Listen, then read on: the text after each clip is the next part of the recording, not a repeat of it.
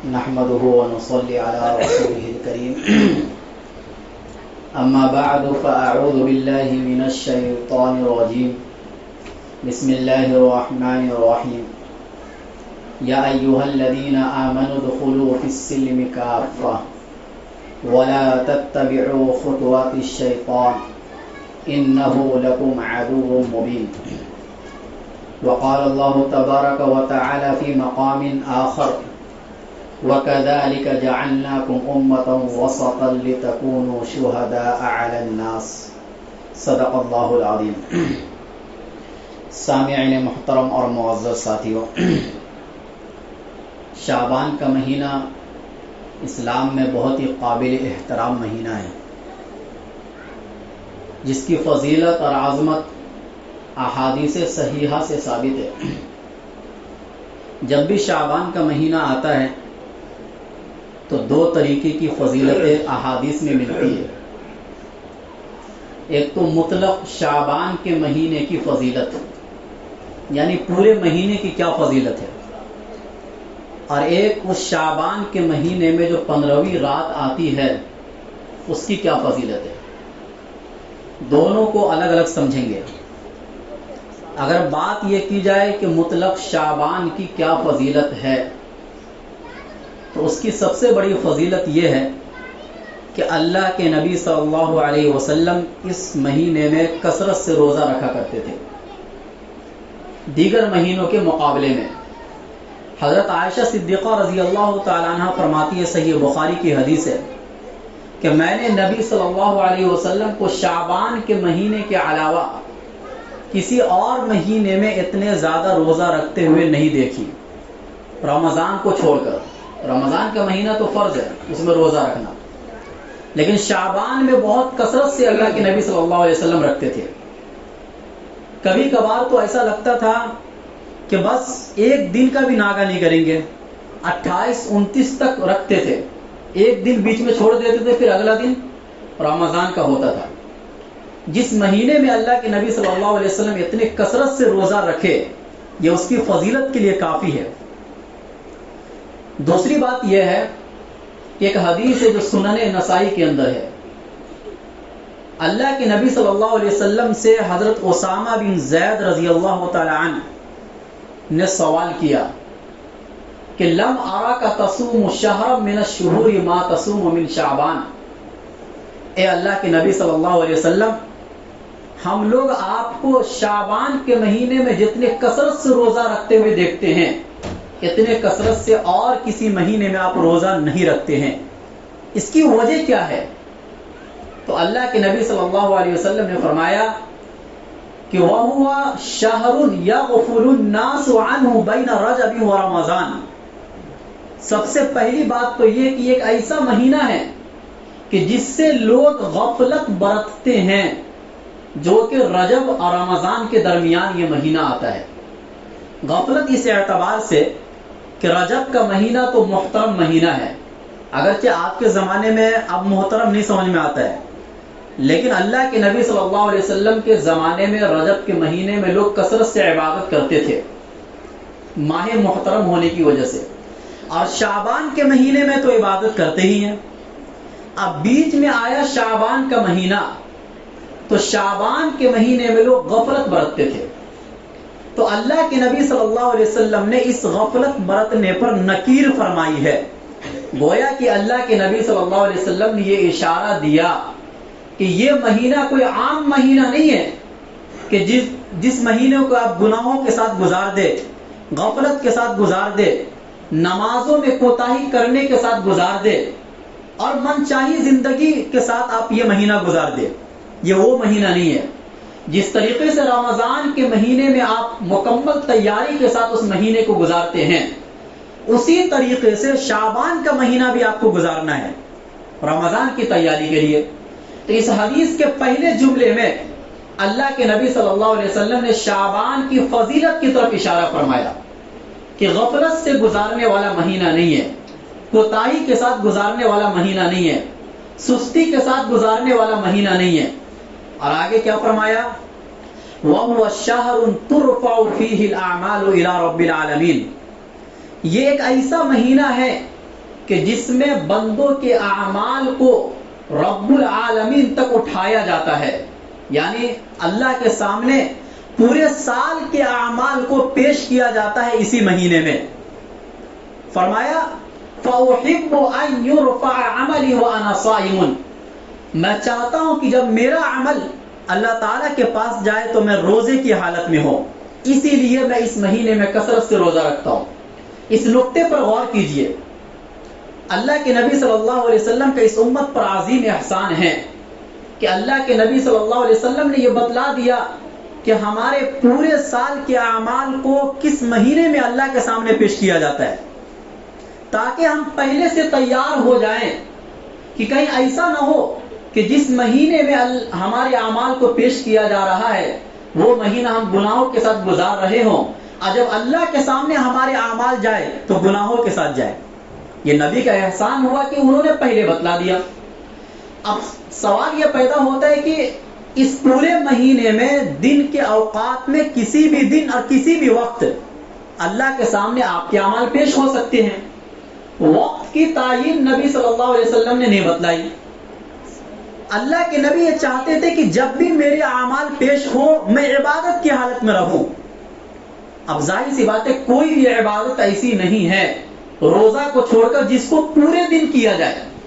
آپ نماز پڑھیں گے 5-10 منٹ میں نماز پڑھ لیں گے، زکوٰۃ کا عمل ہوگا کچھ منٹ سیکنڈ کے لیے عمل ہوگا، آپ حج یا عمرہ کریں گے نہ عمرہ کر سکتے شعبان کے مہینے میں تو وہ بھی پورے دن نہیں جاتا ہے، 2-3 گھنٹے میں آدمی نمٹا لیتا ہے۔ اب کون سی ایسی عبادت ہے کہ جو صبح صادق سے لے کر غروب آفتاب تک آپ اس حالت میں عبادت میں ہی رہتے ہیں، اور وہ صرف اور صرف روزہ ہے کہ جب آپ روزے سے رہیں گے شعبان کے مہینے میں کثرت سے آپ روزہ رکھیں گے تو اللہ کے سامنے جب آپ کے اعمال پیش کیے جائیں گے تو آپ عبادت کی حالت میں ہوں گے۔ اچھا، روزے کو بھی اللہ تعالیٰ نے اس لیے چنا کہ تاکہ اللہ تعالیٰ کو ہمارے اوپر ترس آ جائے، اور ما بقیہ جتنے بھی گناہ ہم نے پورے سال کیے ہیں ان گناہوں پر اللہ تعالیٰ قلم پھیر دے، ترس کیسے آ جائے۔ اس نقطے پر غور کیجئے، مان لیجئے ایک مجرم ہے اور جرم کی وجہ سے اس کو جیل میں ڈال دیا گیا، اب بہت بڑا مجرم ہے وہ، جج نے کہا کہ اس مجرم کو پیش کیا جائے عدالت کے اندر۔ جب وہ عدالت میں آنے لگا تو اس کی حالت ایسی ایک دم پتلی دبلی حالت، کمزور، لاغر، پریشان۔ جج صاحب جب اس کے چہرے کو دیکھیں گے تو ان کو یوں ہی ترس آ جائے گا، وہ یہ کہیں گے بھائی اس بندے کو میں کیا سزا دوں، یہ سزا دینے کے لائق نہیں ہے، یہ تو بندوں کی سزا کی بات ہے، اللہ کی سزا کو تو ہم صحت مند ہونے کی حالت میں بھی نہیں سہ سکتے ہیں۔ اللہ کے نبی صلی اللہ علیہ وسلم نے ایک نسخہ بتا دیا کہ آپ اس نسخے پر عمل کرو۔ روزے کی حالت میں انسان لاغر ہی دکھتا ہے، کمزور ہی دکھتا ہے، تاکہ اللہ تعالیٰ کو ترس آ جائے اور یہ کہے کہ یہ بندہ مجرم تو ہے، اس نے گناہ تو کیا ہے، لیکن اس بندے کی حالت یہ بتا رہی ہے کہ میں اس کو سزا نہ دوں۔ ایک تو عبادت کی حالت ہے، دوسرے ترس کی حالت ہے۔ اب اللہ کے نبی صلی اللہ علیہ وسلم نے کیا فرمایا؟ میں چاہتا ہوں کہ جب میرا عمل اللہ تعالیٰ کے پاس جائے تو میں روزے کی حالت میں ہوں۔ حالانکہ اگر اللہ کے نبی صلی اللہ علیہ وسلم امت سے یہ خطاب کرتے کہ اے لوگو تم روزے کی حالت میں رہو، ایسی حالت میں تمہارے اعمال اللہ تعالیٰ کے یہاں پیش ہوں گے، حکم بھی دے سکتے تھے اللہ کے نبی صلی اللہ علیہ وسلم روزے کا، لیکن حکم دینے کے بجائے اللہ کے نبی صلی اللہ علیہ وسلم نے روزہ رکھنے کی نسبت اپنی طرف کر کے امت کو ایک بہت بڑا سبق دے دیا۔ سبق کیا دیا؟ کہ اللہ کے نبی صلی اللہ علیہ وسلم کے پورے سال کے اعمال کیا ہوں گے۔ آپ اندازہ لگا سکتے ہیں، اللہ کے نبی صلی اللہ علیہ وسلم تو معصوم عن الخطا، اور اعمال بھی اتنے وزنی کہ جن کا ہم تصور بھی نہیں کر سکتے ہیں۔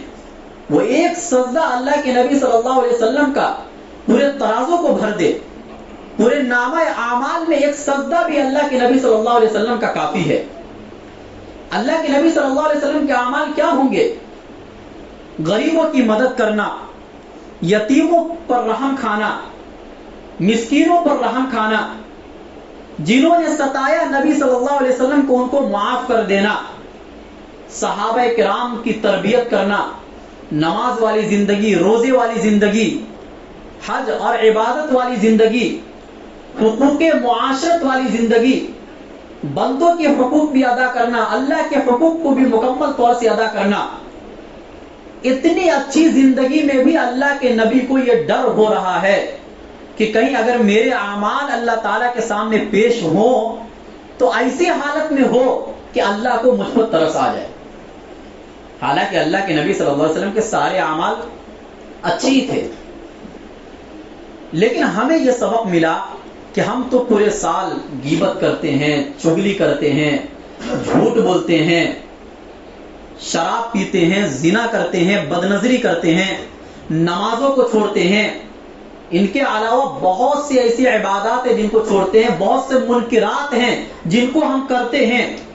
اتنے سارے گناہوں کے ساتھ ہم شعبان کے مہینے میں داخل ہوتے ہیں. اب یہ بتائیے کہ اب اسی طریقے سے اگر ہم شعبان کا مہینہ بھی گزار دیں غفلت کے ساتھ، تو جب ہمارے اعمال اللہ تعالیٰ کے سامنے پیش ہوں گے تو اللہ تعالیٰ کو کوئی ترس آئے گا؟ ایک تو گناہ پیچھے ہے ہی ہے، اور یہ مہینہ بھی غفلت کے ساتھ ہم نے گزار دیا تو اللہ کو کیا ترس آئے گا؟ اسی لیے ایک نسخہ بتایا، اگرچہ فرض اور واجب قرار نہیں دیا، لیکن ایک نسخہ اللہ کے نبی صلی اللہ علیہ وسلم نے ہمیں اور آپ کو بتلا دیا تاکہ ہم اپنا انتظام پہلے سے کر لیں. یہ دوسری فضیلت ہے شعبان کے مہینے کی. تیسری فضیلت، اللہ کے نبی صلی اللہ علیہ وسلم سے سوال کیا گیا کہ ایو الصوم افضل بعد رمضان، رمضان کے بعد کون سا روزہ سب سے زیادہ افضل ہے؟ اللہ کے نبی صلی اللہ علیہ وسلم نے فرمایا شعبان لتعظیم رمضان، شعبان کا روزہ رمضان کی تعظیم کی وجہ سے. ایک بہت عظمت والا مہینہ سامنے آنے والا ہے. گویا کہ شعبان کا مہینہ رمضان کے لیے مقدمہ ہے. یہ ایسا ہی ہے کہ جیسے صبح صادق شروع ہو گیا اور اس کے بعد آہستہ آہستہ روشنی پھیلتے پھیلتے سورج نکلتا ہے مکمل، تو گویا کہ شعبان کا مہینہ یہ گویا کہ صبح صادق ہے. جو صبح صادق یعنی طلوع ہو چکا ہے. اب جو ہے جب رمضان کا مہینہ آئے گا تو یہ سمجھیے کہ سورج مکمل نکل گیا. تو اس سے پہلے ہمیں کیا کرنا ہے؟ تیاری کرنا ہے. رمضان کے مہینے میں اگر آپ تیاری کریں گے شعبان کے مہینے میں تو رمضان آپ کا اچھا جائے گا، اور اگر آپ شعبان کے مہینے میں غفلت کے ساتھ زندگی گزاریں گے تو رمضان بھی غفلت میں جائے گی.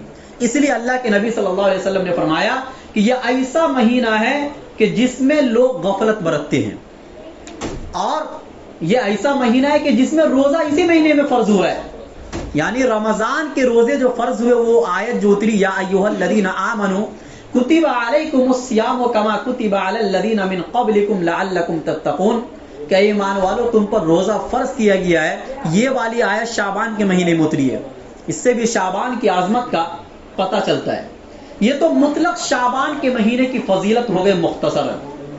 اب رہا مسئلہ یہ کہ جس رات میں ہم جمع ہوئے ہیں اس رات کی کیا فضیلت ہے، اور اس کے لیے الگ سے حدیثیں ہیں جو ان احادیث سے الگ ہے، اور کئی طریقے کی حدیثیں ہیں.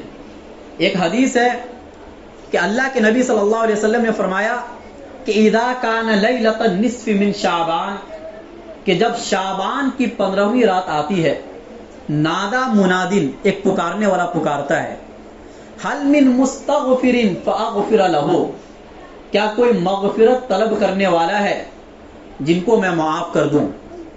حل من سائل فاعطیہ، کوئی ہے مانگنے والا کہ وہ کسی بھی جائز چیز کا سوال کرے اور میں انہیں عطا کر دوں. فلا يسأل اللہ عز وجل شیئا احداہ الا اعطا، کوئی بھی بندہ ایسا نہیں ہوتا ہے کہ جو اللہ تعالیٰ سے کسی بھی چیز کا سوال کرے اور اللہ ان کو نہ دے. الا زانیۃ بفرجھا او مشرک، سوائے مشرک اور زانیہ عورت، ان کے سوال کا جواب اللہ نہیں دیتے، ان کو اللہ عطا نہیں فرماتے ہیں. ایک دوسری حدیث ہے جو حضرت معاذ بن جبل رضی اللہ تعالیٰ عنہ سے مروی صحیح ابن حبان کے اندر کہ اللہ کے نبی صلی اللہ علیہ وسلم نے فرمایا کہ یطلع اللہ لیلۃ النصف من شعبان علی خلقہ فیغفر لجمیع خلقہ، کہ اللہ تعالیٰ 15ویں شعبان کے رات میں تمام مخلوق پر متوجہ ہوتے ہیں، اپنی خصوصی توجہ ان پر نازل فرماتے ہیں اور تمام مخلوق کو معاف کر دیتے ہیں، الا لمشرک او مشاحن، مگر مشرک اور جن کے دل میں کینہ اور دشمنی ہو، ایسے لوگوں کو اللہ اس رات میں بھی معاف نہیں فرماتے۔ ایک حدیث ہے، ترمذی شریف کی حدیث ہے، حضرت عائشہ صدیقہ رضی اللہ تعالی عنہا سے مروی ہے کہ ایک مرتبہ اللہ کے نبی صلی اللہ علیہ وسلم اسی رات میں آرام فرما رہے تھے، اچانک بستر سے اٹھے اور جنت البقیع کے اندر چلے گئے۔ حضرت عائشہ صدیقہ رضی اللہ تعالی عنہا کو پتہ نہیں چلا، انہیں ایسا لگا کہ ہو سکتا ہے کہ اللہ کے نبی صلی اللہ علیہ وسلم کسی دوسری ازواج کے پاس گئے ہوں گے۔ اس اندیشے سے وہ تلاش کرنے کے لیے نکل گئی۔ اب جنت البقیع بھی بازو میں ہی ہے، تو حضرت عائشہ صدیقہ رضی اللہ تعالیٰ عنہ تلاشی کر رہی تھی کہ اللہ کے نبی صلی اللہ علیہ وسلم واپس آ رہے تھے، تو اللہ کے نبی صلی اللہ علیہ وسلم نے فرمایا اکنتی تخافین ان یحیف اللہ علیک ورسولہ، کیا تمہیں یہ اندیشہ ہونے لگا کہ اللہ اور اس کا رسول تمہارے اوپر ظلم کرے گا؟ یعنی ظلم کا مطلب یہاں پر یہ ہے کہ آپ کی باری کے دن میں پیغمبر کسی دوسرے ازواج کے پاس نہیں جا سکتے، یہ ناانصافی ہے، ناانصافی پیغمبر نہیں کر سکتے۔ پھر اس کے بعد اللہ کے نبی صلی اللہ علیہ وسلم نے فرمایا ان اللہ ینزل الی السماء الدنیا لیلۃ النصف من شعبان، کہ اللہ تعالیٰ نزول فرماتے ہیں آسمان دنیا کی طرف شعبان کی 15ویں رات میں، فَيَغْفِرُ لِأَكْثَرَ مِنْ عَدَدِ شَعْرِ غَنَمِ كَلْبٍ، اللہ تعالیٰ قبیلہ بنو بکر کی بکریوں کے بال کے تعداد سے بھی زیادہ لوگوں کی مغفرت فرما دیتے ہیں۔ یہ قبیلہ بنو بکر مکہ کے اندر ایک مشہور قبیلہ تھا کہ جو بکریاں بہت پالتے تھے، یہ لوگ ایک ایک آدمی کے پاس 500 ہزار بکریاں ہوا کرتی تھی۔ اللہ کے نبی صلی اللہ علیہ وسلم نے فرمایا کہ اس پورے قبیلے والے کے پاس جتنی بکریاں ہیں، ان بکریوں کے جسم پر جتنے بال ہیں، ان بالوں سے زیادہ لوگوں کی مغفرت اس رات میں اللہ فرماتے ہیں۔ اس کے علاوہ بھی حضرت ابو ہریرہ رضی اللہ عنہ سے حدیث مروی ہے، حضرت ابو ثعلبہ رضی اللہ عنہ سے حدیث مروی ہے، اور بھی دیگر دوسرے حضرت ابو موسیٰ اشعری رضی اللہ عنہ سے حدیث مروی ہے۔ اور یہ تمام احادیث اس قابل ہیں کہ فضائل کے باب میں ان حدیثوں پر عمل کیا جائے، اور امت میں سلف اور خلف، ہمارے جو سلف صالحین یعنی اسی زمانے سے آج تک سلف صالحین عام طور سے اس رات میں عبادتوں کا اہتمام کرتے ہیں، اور ہر مسلک کے معتدل علماء نے اس رات کی فضیلت کو مانا ہے۔ ہر مسلک کے معتدل علماء نے اس رات کی فضیلت کو مانا ہے۔ میں اس لیے بتا رہا ہوں کہ آج کل چونکہ موبائل کا زمانہ ہے، بہت ساری شارٹ کلپ اور ویڈیوز وغیرہ ایسی آتے رہتی ہیں کہ جس میں آپ یہ سنیں گے کہ اس رات یعنی افراط اور تفریط کے لوگ شکار ہیں۔ کچھ تو یہ کہیں گے کہ بس ایسی فضیلت ہے کہ شب قدر سے بھی بڑا ہوا ہے، تو یہ تصور بھی غلط ہے۔ شب قدر کے مقام کو یہ رات نہیں پہنچ سکتی، کیونکہ شب قدر کی فضیلت قرآن سے ثابت ہے۔ قرآن کے مرتبے کو یہ احادیث نہیں پہنچ سکتی، اور کچھ لوگ اس زیادہ یعنی اتنا افراط کا شکار کرتے ہیں کہ وہ یہ کہتے ہیں کہ اس رات کی فضیلت ہی نہیں ہے۔ بالکل بھی نہیں ہے، کوئی بھی عمل کرو گے وہ غلط مانا جائے گا۔ ایسے لوگوں سے یہ سوال ہے کہ آپ کے مسلک کے بھی معتدل علماء کرام نے اس رات کی فضیلت کو مانا ہے، یا تو آپ ان کو غلط کہہ لو یا ہمیں غلط کہہ لو۔ تو میں نے یہ کہا کہ یہ امت چلی ہے آج تک جمہور علماء سے۔ کن سے چلی ہے؟ یعنی امت کی اکثریت جن پر ہوتی ہے فالو اس کو کیا جاتا ہے۔ ایک دو آدمی کی رائے ہر زمانے میں الگ رہی ہے، ایک دو آدمی کی رائے کسی نہ کسی مسئلے میں، آپ کوئی بھی مسئلہ امت اس دین کا اٹھا لیجئے، ہر مسئلے میں کوئی نہ کوئی اختلاف ہوتا ہے، لیکن اختلاف میں یہ دیکھا جائے گا کہ کہ جمہور امت کس طرف ہے، جمہور علماء کس طرف ہے. میں آپ کو وہ بتا رہا ہوں کہ جس پر امت کے اکثر علماء ہیں، اور اکثر علماء اسی پر ہیں کہ اس رات کی فضیلت ثابت ہے، اور بڑے بڑے تابعین سے اس رات میں عبادت کرنا ثابت ہے. عطا ابن یسار رحمۃ اللہ علیہ بخاری اور مسلم کے بڑے محدثین میں سے شمار کیے جاتے ہیں، اور اتنے بڑے محدث کہ پوری امت ان کے محدث ہونے پر متفق. وہ اس رات میں پوری رات عبادت کرتے تھے. امام شافعی رحمۃ اللہ علیہ وقت کے اتنے بڑے امام اور اتنے بڑے محدث، انہوں نے اپنی کتاب الام کے اندر فرمایا کہ مجھے یہ پسند ہے کہ میں اس رات میں عبادت کروں. یہ ان کی کتاب میں آج بھی لکھا ہوا ہے. تو جب اتنے بڑے بڑے ائمہ کرام اس رات کی فضیلت کو مان رہے ہیں تو اس زمانے کے نئے نئے محقق اور نئے نئے اسکالر کی بات ماننے کی بالکل بھی ضرورت نہیں ہے. دین اسکالر اور محقق سے نہیں چلتا ہے. 1400 سال پہلے اللہ کے نبی صلی اللہ علیہ وسلم نے جو دین صحابہ کو دیا اور صحابہ نے تبع تابعین کو دیا اور انہوں نے اپنی کتابوں میں نقل کیا، اور اس زمانے میں جن لوگوں نے حدیث کو صحیح کہہ دیا آج بھی اس حدیث کو صحیح کہا جائے گا، کسی کے ضعیف کہنے سے اس کو ضعیف نہیں کہا جائے گا. اور اس زمانے میں جن لوگوں نے حدیث کو ضعیف کہہ دیا آج کے زمانے میں کسی کے صحیح کہنے سے وہ صحیح نہیں ہوگی. اگر یہ آزادی دے دی جائے تو انسان دین کو اپنا کھلواڑ بنا لے گا، پھر اپنے اعتبار سے حدیثوں کو پیش کرے گا. وہ اپنے اعتبار سے کسی بھی حدیث کو صحیح کہہ دے گا، کسی بھی حدیث کو ضعیف کہہ دے گا. یہ امت کے بڑے بڑے علماء کا کام تھا، جو امام ترمذی، امام بخاری، امام نسائی، علامہ ذہبی، علامہ ابن حجر، ان جیسے لوگ رجال حدیث یہ پیدا ہو کے چلے گئے دنیا سے. اب امت میں کسی کو یہ حق نہیں ہے کہ وہ کسی حدیث کو صحیح کہہ دے اور کسی حدیث کو ضعیف کہہ دے. یہ کسی کو حق نہیں ہے. ہاں اگر انہی کے درمیان آپس میں اگر اختلاف ہوا ہوگا تو جمہوری امت کو دیکھا جائے گا، جمہور علماء کس طرف ہے، معتدل رائے کس طرف ہے. اب رہا مسئلہ ہے کہ جب اس کی فضیلت ثابت ہے، کچھ غلطیاں ہم لوگوں سے بھی ہوتی ہیں. فضیلت کو اس درجہ ہم لے کے چلے جاتے ہیں کہ اس میں بہت سے وہ اعمال ہم کرنے لگ جاتے ہیں جن کا ثبوت شریعت کے اندر نہیں ہے، جس کی وجہ سے پھر بہت سے علماء کو یہ کہنا پڑتا ہے کہ پھر اس رات کی فضیلت ہی نہیں ہے. وہ ہمارے اعمال کو دیکھ کے بول دیتے ہیں. اعمال کیسے کیسے ہمارے ہو رہے ہیں آپ اندازہ لگا لیجیے. بھائی عبادت آپ کر سکتے نا، عبادت وہ جو شریعت سے ثابت ہے، جیسے تلاوت کرنا یہ عبادت ہے، ذکر و اذکار کرنا یہ عبادت ہے، نماز پڑھنا یہ عبادت ہے، اور اس کے علاوہ اگر آپ صدقہ کر سکتے عبادت ہے. کچھ اور بھی جو مسائل ثابت ہے آپ وہ سب کر سکتے، یہ عبادت ہے. لیکن اس کے علاوہ بہت سے ایسے اعمال جن کا ان سے کوئی تعلق نہیں ہے، وہ کام اگر آپ کریں گے تو یہ عبادت میں شمار نہیں کیا جائے گا. جیسے بہت سی چیزیں ہم اس مہینے میں اپنے گھروں میں بناتے ہیں یہ سوچ کر کہ اللہ کے نبی صلی اللہ علیہ وسلم کے دندان مبارک شہید ہو گئے تھے اور ان کو حلوہ بہت پسند تھا. سب سے بڑی بات یہ ہے کہ غزوہ احد جس مہینے میں ہوا ہے وہ مہینہ شوال کا تھا، شعبان کا تھا ہی نہیں. تو جب وہ مہینہ شعبان کا نہیں تھا تو یہ بات بولنا ہی بیکار ہے.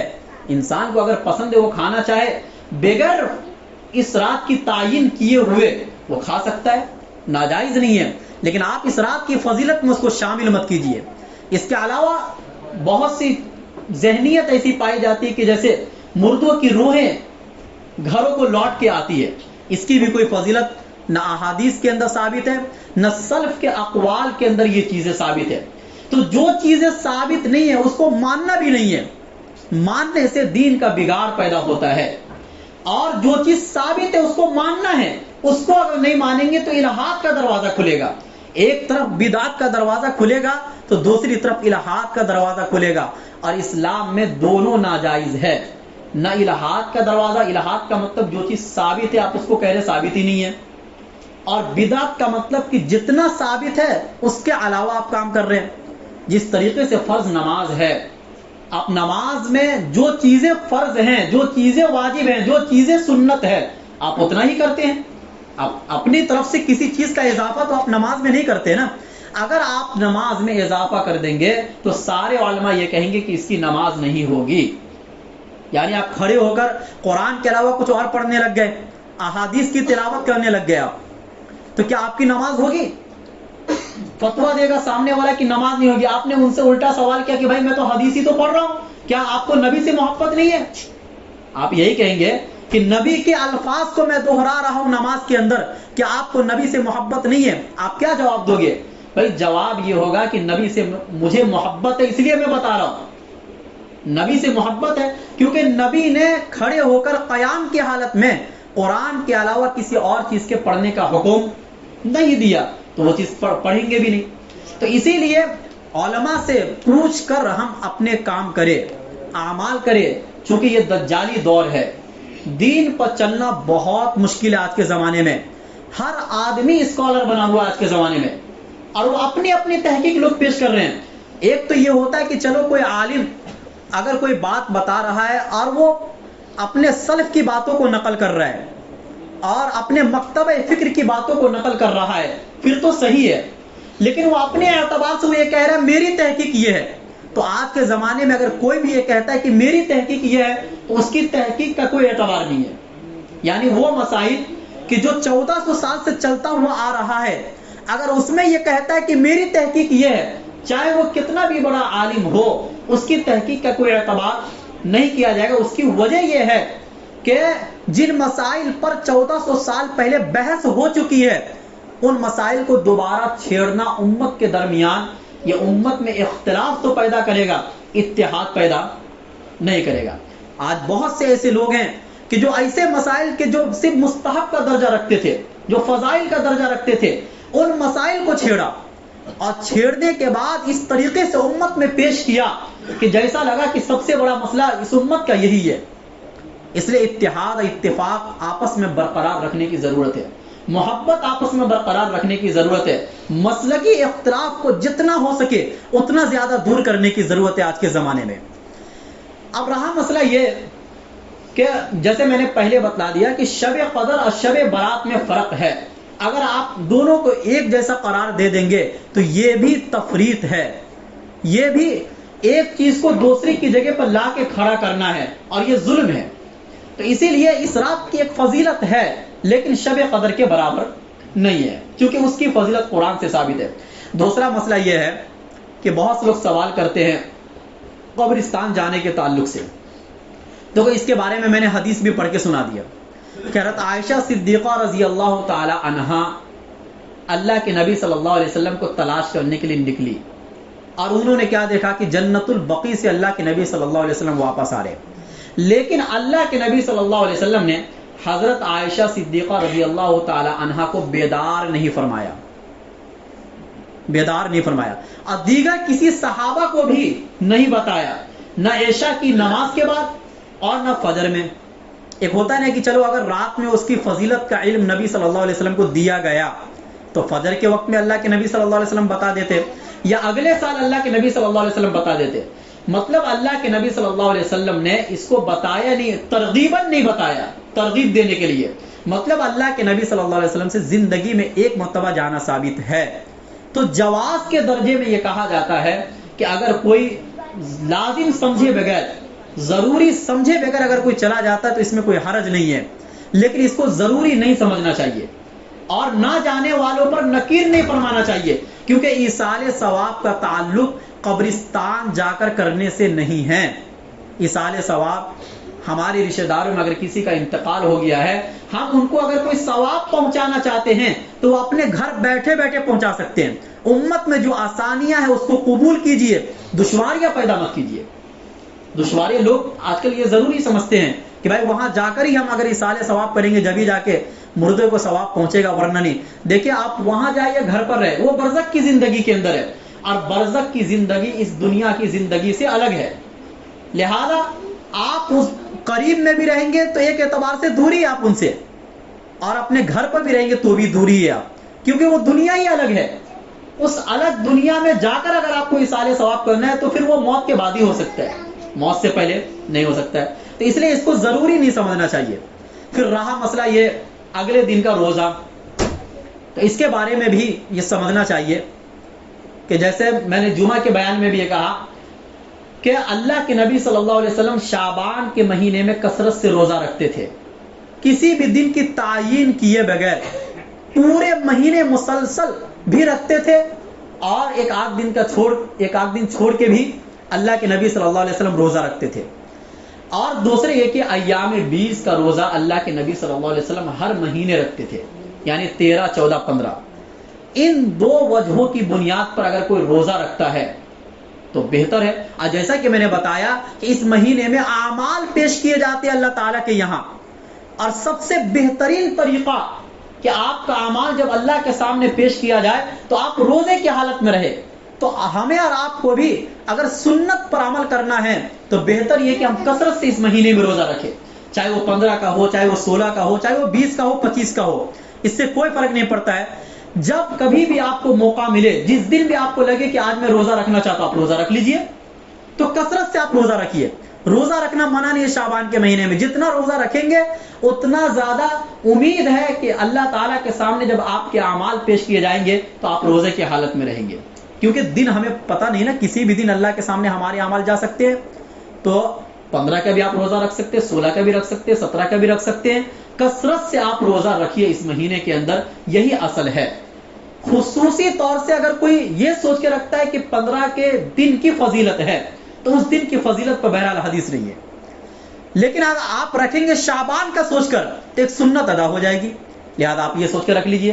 آپ اگر ایام 20 کا سوچ کے رکھیں گے دوسری سنت ادا ہو جائے گی. تو جو چیز ثابت ہے وہ سوچ کر آپ رکھیں گے تو ثواب ملے گا آپ کو. سنت کی نیت کرنے پر بھی انسان کو کیا ملتا ہے؟ ثواب ملتا ہے. اب کن لوگوں کی اس رات میں مغفرت نہیں ہوتی ہے وہ بھی سننا ضروری ہے. یہ جو احادیث ہے وہ احادیث جو قابل احتجاج ہے، یعنی کہ جن کو امت نے جن احادیث کو قبول کیا ہے ان احادیث میں 4 طریقے کے لوگ آتے ہیں کہ جن کی مغفرت اس رات میں نہیں ہوتی ہے. ان میں نمبر 1 پر مشرک، جو اللہ تعالیٰ کے ساتھ شرک کرے، چاہے شرک اللہ کی ذات میں ہو، یعنی کسی کو مکمل اس نے معبود بنا لیا، اللہ کو بھی مانتا ہے، اللہ کے علاوہ کو بھی مانتا ہے. نمبر 2 شرک فی صفات، اللہ کے صفات میں شریک کرنا. اللہ کے صفات میں شریک کرنے کا مطلب کہ اللہ کے 2 طریقے کی صفات ہیں. کچھ صفات وہ ہیں کہ جو صرف اللہ کے ساتھ خاص ہے، بندوں پر اس کا اطلاق نہیں ہو سکتا ہے. جیسے اللہ تعالیٰ رزاق ہے، رزق کے مالک اللہ ہیں، آپ کسی اور کو بھی رزق کا مالک سمجھ رہے ہیں، یہ شرک فی صفات ہے. اسی طریقے سے اولاد دینے کا مکمل اختیار صرف اللہ کے پاس ہے، آپ کسی اور کو بھی اس درجے کا سمجھ رہے ہیں، یہ شرک فی صفات ہے. بارش برسانے کا مکمل اختیار صرف اللہ کے پاس ہے، آپ اس درجے کا کسی اور کو سمجھ رہے ہیں اور آپ کو ایسا لگ رہا ہے کہ بارش یہ بھی برسا سکتے ہیں، تو وہ بھی کیا ہے؟ شرک فی صفات ہے. تو شرک فی صفات والا آدمی بھی جہنم میں جائے گا اور ہمیشہ ہمیشہ جہنم میں رہے گا. اس لیے شرک فی ذات سے بھی بچنا ہے، یعنی کسی کو مکمل معبود بھی نہیں بنانا ہے.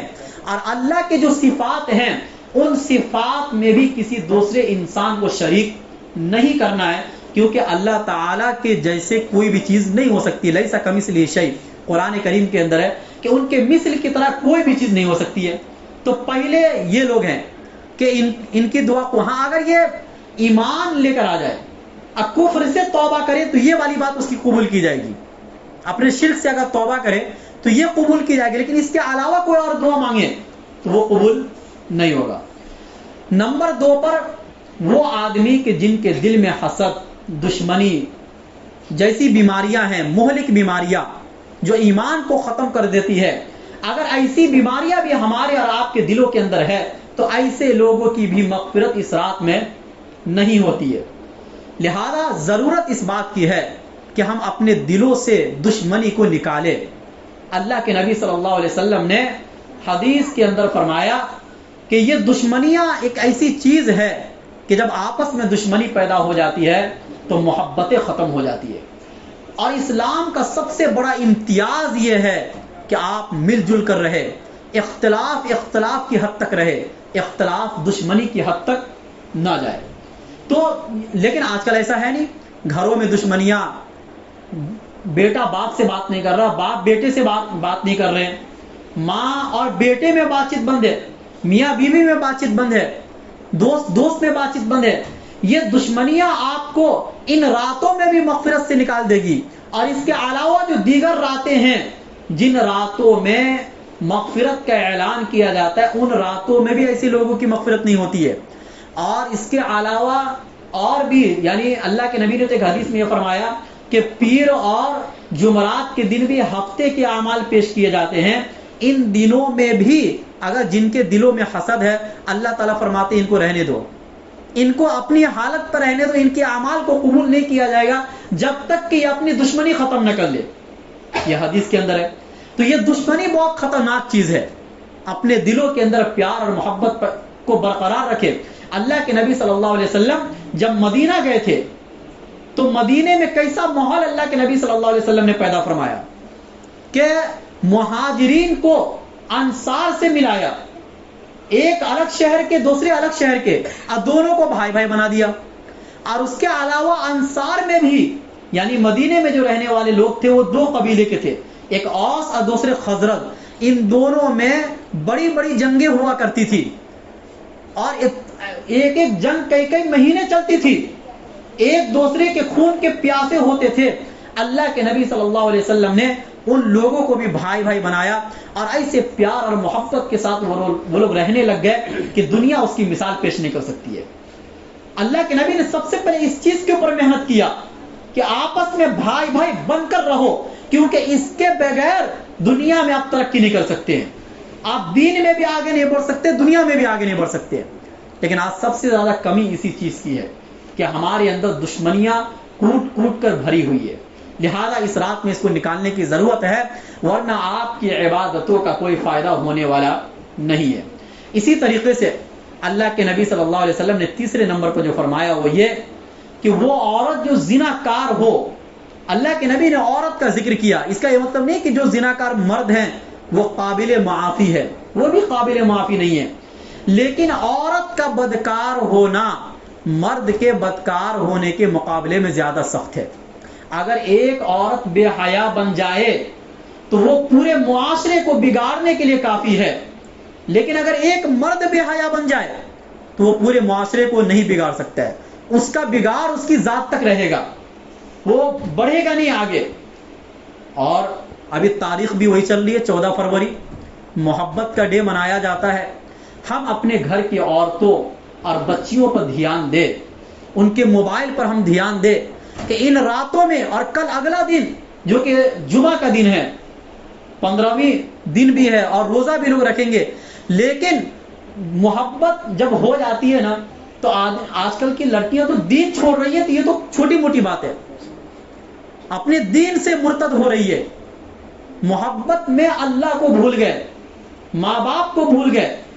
اسی لیے دھیان دینے کی ضرورت ہے کہ اسکول میں جب ہمارے بچے جاتے تو یہ کیا کر رہے ہیں، اسکول سے کب واپس آ رہے ہیں، کس ٹائم پر واپس آ رہے ہیں، ان کے موبائلوں میں کیا کیا ہے۔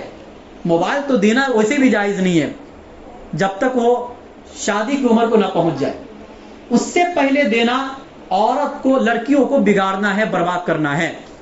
تو آج کی رات میں ایک تو ایسے لوگوں کی بھی مغفرت نہیں ہوتی ہے، اور دوسرے کل کی تاریخ کو سامنے رکھتے ہوئے دھیان دینے کی ضرورت ہے، کیونکہ پچھلے سال بہت سی لڑکیاں ہمارے مسلم لڑکیاں غائب ہوئی ہے، یہ رپورٹ ہے پوری، بہت سی لڑکیوں کو غائب کیا گیا ہے زبردستی ایک سازش کے تحت، تو اسی لیے دھیان دینے کی ضرورت ہے۔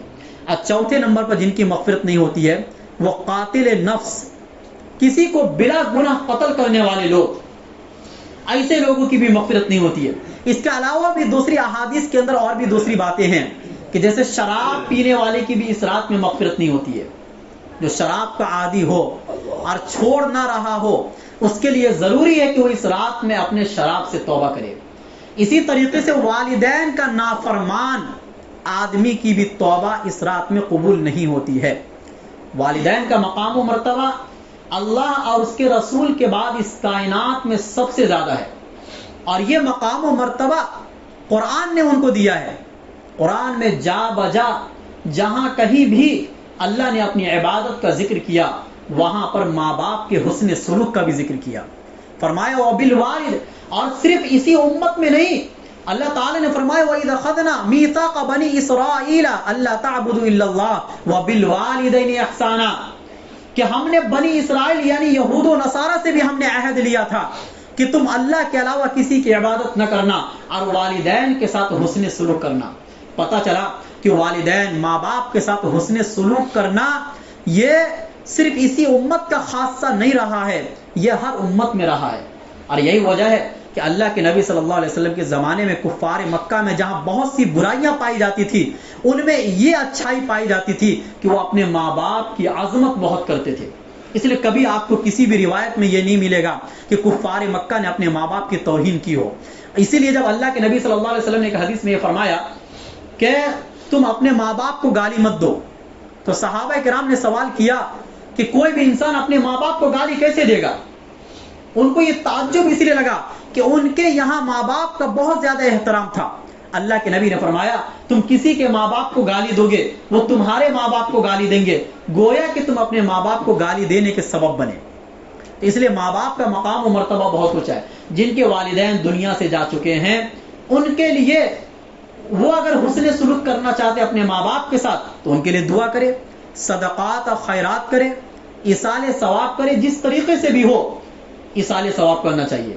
تو اسی لیے ماں باپ کا نافرمان آدمی اگر ہے اور جانے کے بعد تو بہت دور کی بات ہے، ہم تو زندہ ہونے کی حالت میں اپنے ماں باپ کو وہ عظمت اور وہ عزت نہیں دیتے ہیں جو ان کا حق ہے.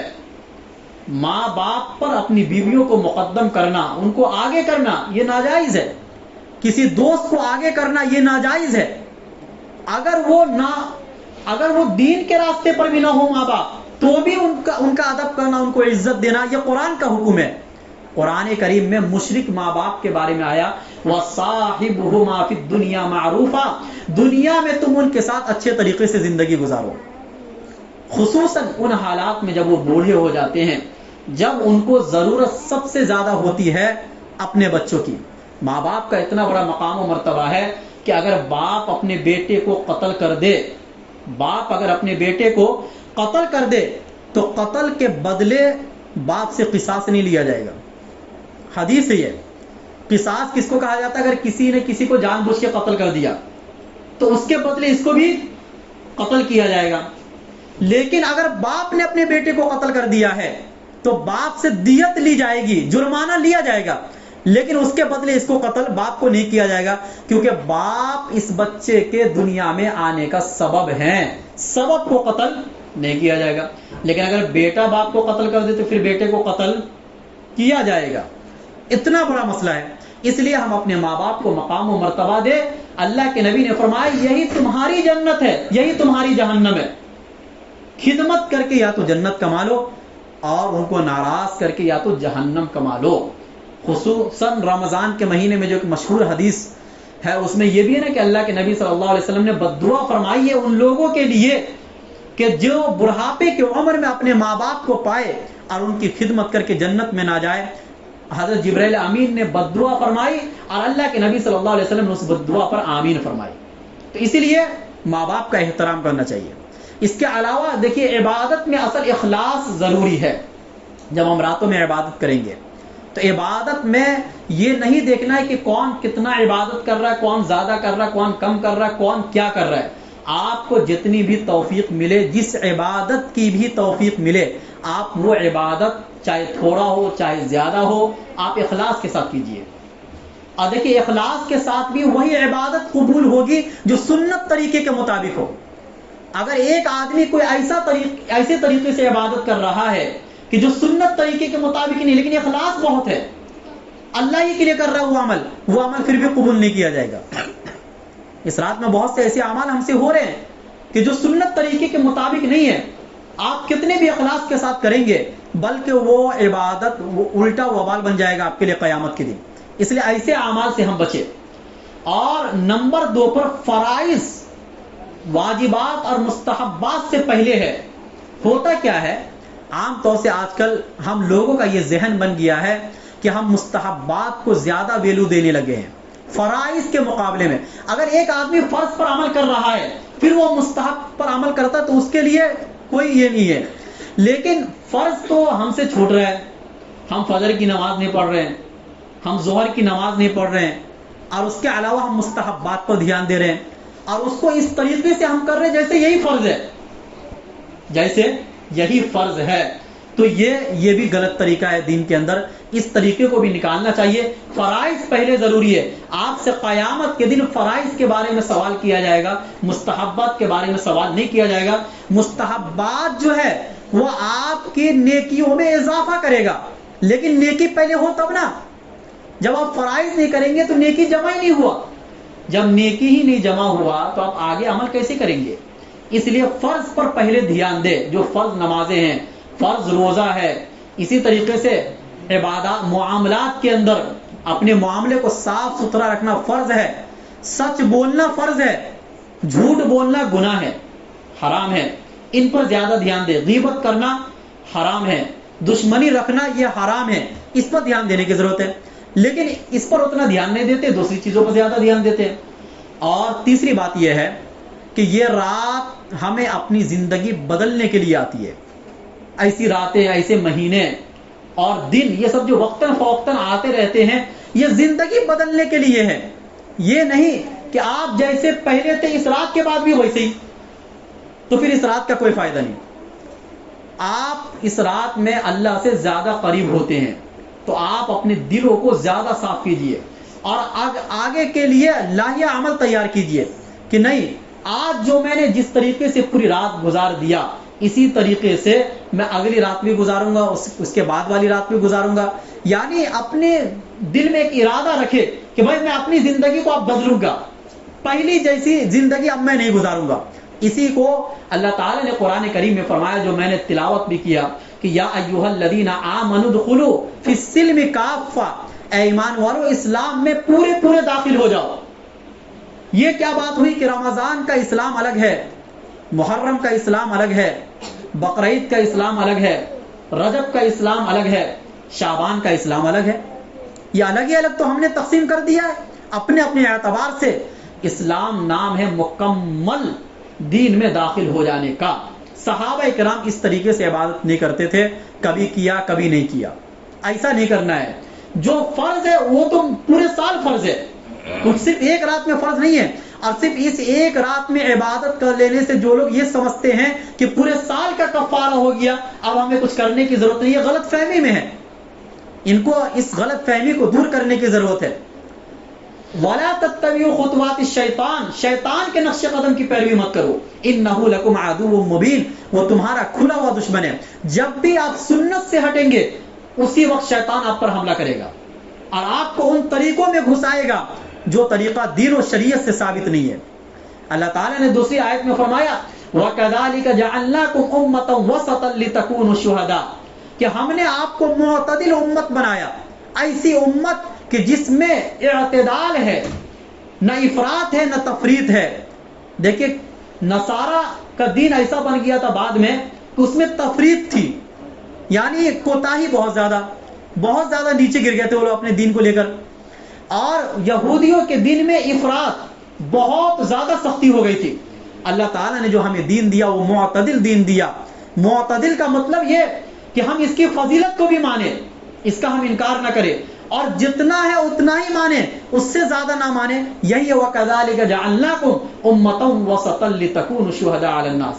اللہ تعالیٰ نے قرآن کریم میں تیسری جگہ فرمایا وَذَرِ الَّذِينَ اتَّخَذُوا دِينَهُمْ لَهْوًا وَلَعِبًا وَغَرَّتْهُمُ الْحَيَاةُ الدُّنْيَا, کہ آپ ان لوگوں کو چھوڑ دیجئے جنہوں نے اپنے دین کو لہو لعب اور مذاق بنا لیا. یہ دین کا مذاق نہیں تو کیا ہے؟ ہم اپنے حساب سے عبادت کر رہے ہیں, گھوم رہے بس. اور گھوم رہے کس طریقے سے؟ ٹخنوں سے نیچے پائجامہ لٹکا ہوا ہے جو کہ حرام ہے. اس پر دھیان دینے کی ضرورت ہے. اسی طریقے سے بہت سے ایسے گناہ کر کے ہم گزر رہے ہوتے ہیں کہ جو مستقل آپ گناہ میں ہیں, جیسے داڑھی کاٹنا, یہ مستقل انسان گناہوں میں مبتلا ہے. آپ ان چیزوں سے توبہ کیجئے. تو اللہ تعالیٰ نے فرمایا کہ جنہوں نے اپنے دین کو مذاق بنا لیا, اب دنیا کی زندگی نے ان کو دھوکے میں ڈال دیا ہے. آپ ان کو نصیحت کیجئے, وذکر بھی, قرآن کے ذریعے سے آپ ان کو نصیحت کیجئے. ان تبصر نفس بما کسبت, کہیں ایسا نہ ہو کہ اپنے کیے ہوئے اعمال کی وجہ سے ان کو گرفتار کر لیا جائے قیامت کے دن. جنہوں نے اپنے دین کا مذاق بنا لیا, جس طریقے سے یہود و نصارہ نے اپنے دین کا مذاق بنایا, ہم بھی اپنے دین کا مذاق بنا رہے ہیں. اور یہ مذاق ہی ہے کہ ہم تو کسی اور دن اور کسی اور رات میں عبادت کو ضروری نہ سمجھے, لیکن کسی ایک رات میں ہم عبادت کو صرف ضروری سمجھ لیں، فضیلت الگ چیز ہے، لیکن صرف اسی رات میں عبادت کرنا اب باقی فری ہو جانا یہ اسلام کا حصہ نہیں ہے، قرآن ہمیں یہ نہیں سکھاتا ہے۔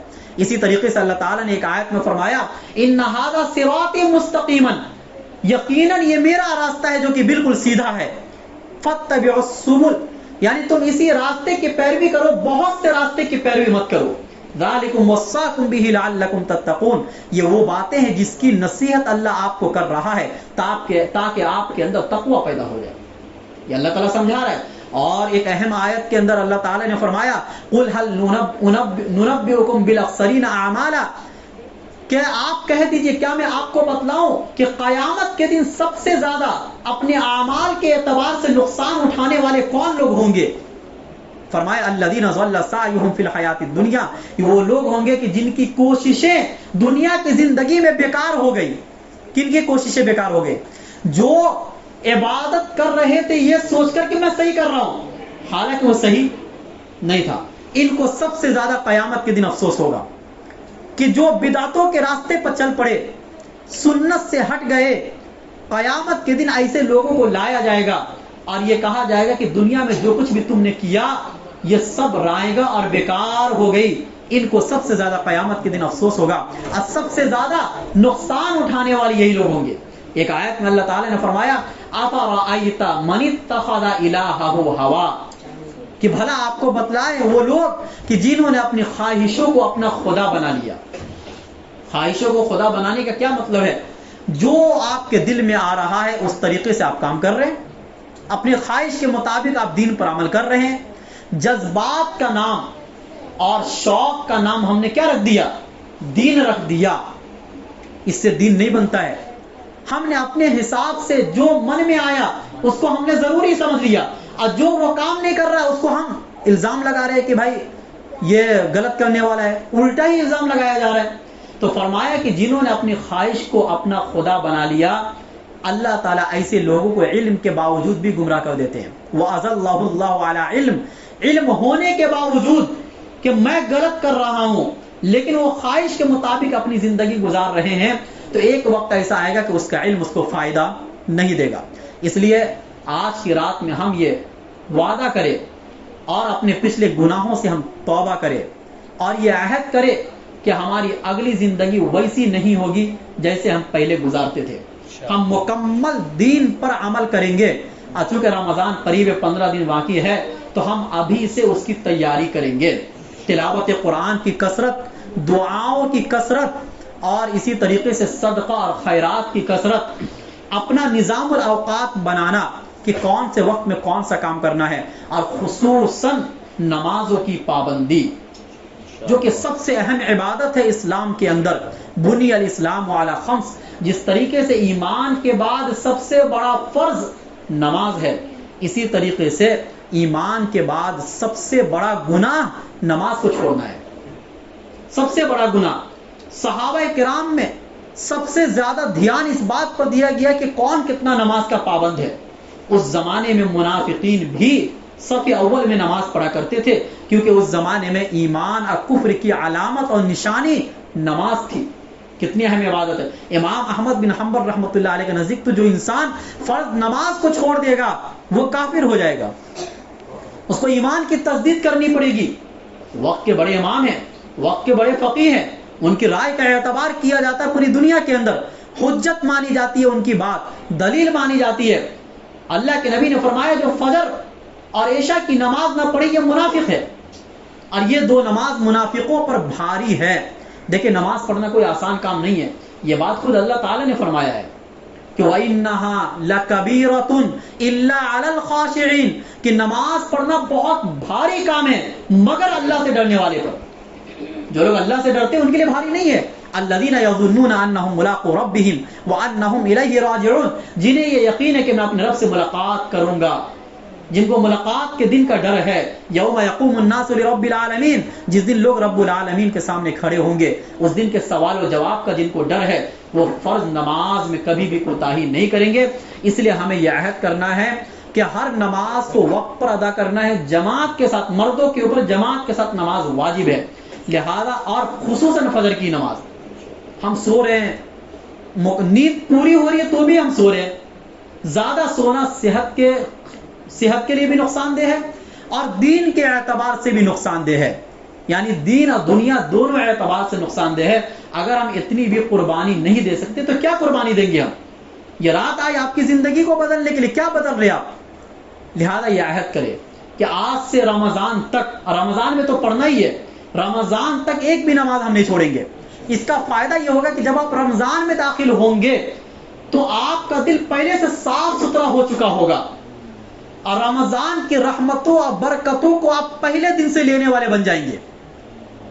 پہلے دن سے رمضان کی برکتوں کا آپ کے اوپر اثر ہوگا، جس کا نتیجہ یہ ہوگا کہ آپ پورے مہینے سکون کے ساتھ عبادت کریں گے. ورنہ ہوتا یہ ہے کہ پھر 10 دن عبادت کرتے پھر چھوڑ دیتے ہیں، پھر آخری عشرے میں آ کر پھر تراویح پڑھتے ہیں اور اس کے بعد پھر چھوڑ دیتے ہیں. تو یہ کوتاہی نہیں ہونی چاہیے. اللہ تعالی ہم سب کو کہنے سننے سے زیادہ عمل کرنے کی توفیق نصیب فرمائے. وآخر دعوانا ان الحمدللہ رب العالمین. دعا کریں. بسم اللہ الرحمن الرحیم. اللهم صل علی محمد وعلى ال محمد كما صليت على ابراہیم وعلى ال ابراہیم انك حمید مجید. اللهم بارک علی محمد وعلى ال محمد كما باركت على ابراہیم وعلى ال ابراہیم انك حمید مجید. ربنا آتنا في الدنيا حسنة وفي الآخرة حسنة وقنا عذاب النار. ربنا ظلمنا انفسنا وان لم تغفر لنا وترحمنا لنكونن من الخاسرين. لا الہ الا انت سبحانك انی كنت من الظالمین. اللهم ارحمنا یا ارحم الراحمین. اللهم اغفر لنا ذنوبنا یا رب العالمین. اللهم انك عفو تحب العفو فاعف عنا یا کریم. اللهم بارک لنا فی رجب وشعبان وبلغنا رمضان. اللهم بارک لنا فی رجب وشعبان وبلغنا رمضان. اے اللہ ہم گنہگار ہیں، ہمارے گناہوں کو معاف فرما، ہماری غلطیوں کو درگزر فرما. اے اللہ اپنی خوشی نصیب فرما، اپنی مرضیات کے مطابق زندگی گزارنے کی توفیق نصیب فرما، خواہشات سے بچ کر زندگی گزارنے کی توفیق نصیب فرما. اے اللہ بدعات سے ہماری حفاظت فرما، الہاد سے بھی ہماری حفاظت فرما، ارتداد سے بھی ہماری حفاظت فرما. اے اللہ ظالموں کے ظلم سے ہماری حفاظت فرما، حاسدوں کے حسد سے ہماری حفاظت فرما، شریروں کے شر سے ہماری حفاظت فرما. اے اللہ دشمنی سے ہماری حفاظت فرما، زنا سے ہماری حفاظت فرما، بد نظری سے ہماری حفاظت فرما. اے اللہ جھوٹ بولنے سے ہماری حفاظت فرما، غیبت کرنے سے ہماری حفاظت فرما، چغلی کرنے سے ہماری حفاظت فرما. اے اللہ سودی کاروبار سے ہماری حفاظت فرما. اے اللہ حرام کا ایک لقمہ بھی کھانے سے ہماری حفاظت فرما. اے اللہ حرام کمائی سے بھی ہماری حفاظت فرما. اے اللہ وقت کی بربادی سے ہماری حفاظت فرما. اے اللہ وقت کا صحیح استعمال کرنے کی توفیق نصیب فرما. اے اللہ 5 وقتہ نمازوں کو اس کے وقت پر ادا کرنے کی توفیق نصیب فرما.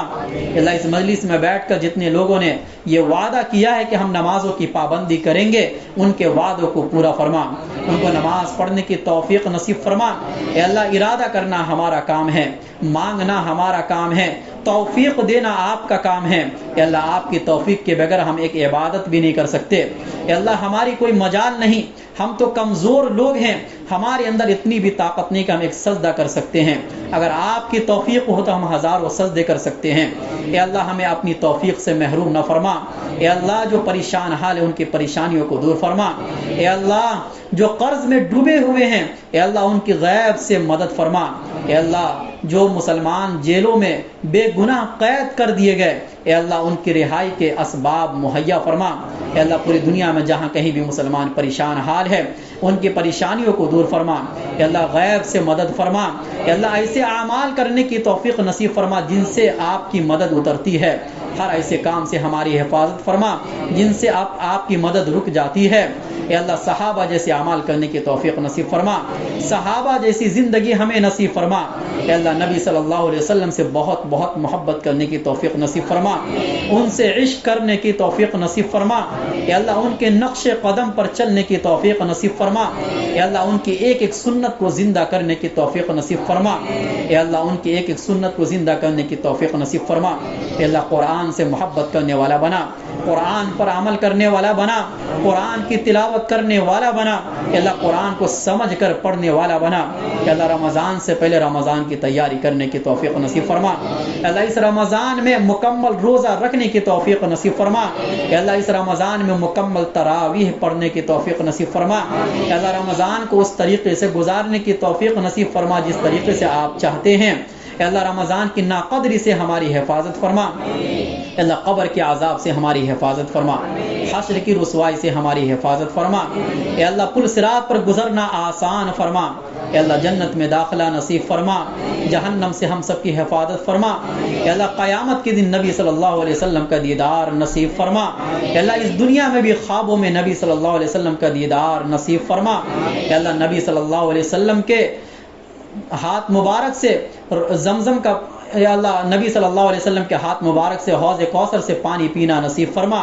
اے اللہ حوض کوثر سے پانی پینا نصیب فرما، اے اللہ ان لوگوں میں شامل نہ فرما جن لوگوں کو حوض کوثر سے دھتکار دیا جائے گا، اے اللہ ویسے اعمال سے ہم سب کی حفاظت فرما، اے اللہ آسان حساب فرما، اے اللہ آسان حساب فرما، اے اللہ اپنے گھر کی زیارت نصیب فرما، اے اللہ حج عمرے کی توفیق نصیب فرما، اے اللہ روضہ اقدس کی زیارت نصیب فرما، اے اللہ جنت البقیع کی زیارت نصیب فرما، اے اللہ جنت البقیع کی زیارت نصیب فرما، اے اللہ ہمارے سارے اعمال کو قبول فرما، اے اللہ ہمارے سارے اعمال میں اخلاص پیدا فرما، اے اللہ امت کے درمیان اتحاد اتفاق پیدا فرما، پیار اور محبت پیدا فرما، آپس کی دشمنیاں دور فرما، آپس کی دوریاں نصیب دور فرما، اے اللہ ہم سب کو مل جل کر رہنے کی توفیق نصیب فرما، اے اللہ ہماری اس ٹوٹی پھوٹی دعاؤں کو محض اپنے فضل و کرم سے قبول فرما، ربنا تقبل منا انك انت السميع العليم، سبحان ربك رب العزة عما يصفون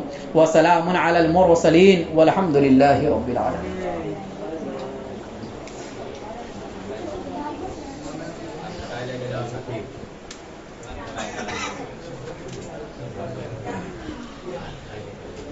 بچے اگر آپ کا دیجیے گا میں بیٹھے رہو۔